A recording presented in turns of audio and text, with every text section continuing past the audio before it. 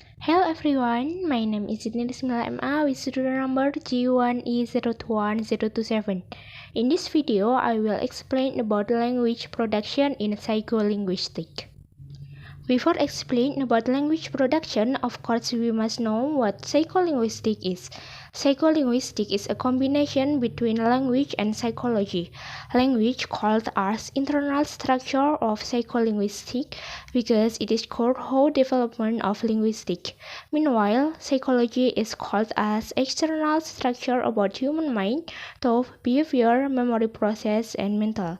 Therefore, how the language produced such as speech production. And the next topic is aspects of language competence. Psycholinguists, scientists who study language processing, focus on three aspects of language competence. And the second one is acquisition. Language acquisition is the language learning in babyhood or later. And then comprehension. Language comprehension is the ability to extract intended meanings from language.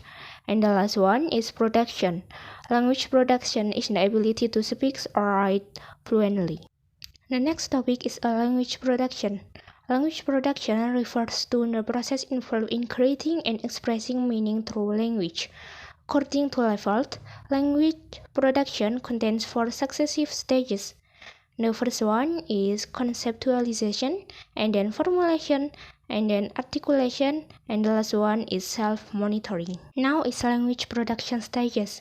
The first one is conceptualization. We must conceptualize what we wish to communicate. And then formulation. We formulate this thought into a linguistic plane. And then articulation. We execute the plan through the muscles in the speech system.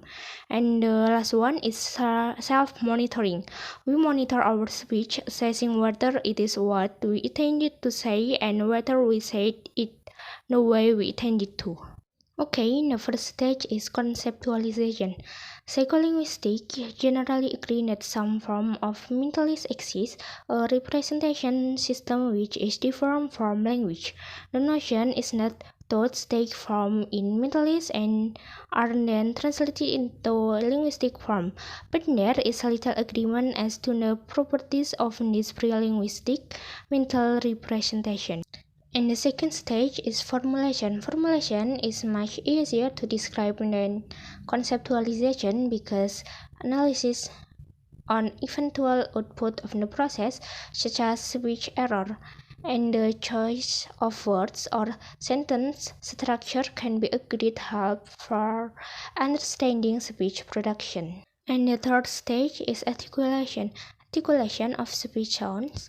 It is a very important stage of production.